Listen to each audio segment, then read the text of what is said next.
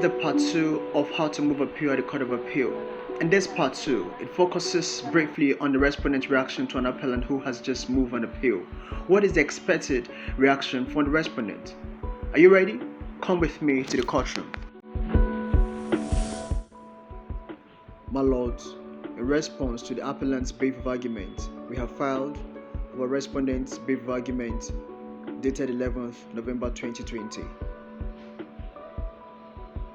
We humbly adopt the said respondent's brief as the argument of the respondent in this appeal, and we urge my noble lords to dismiss the appeal with substantial cost, as same is lacking in merit, and affirm the judgment of the lower court. We are most grateful, sir, and we thank my lords for their time.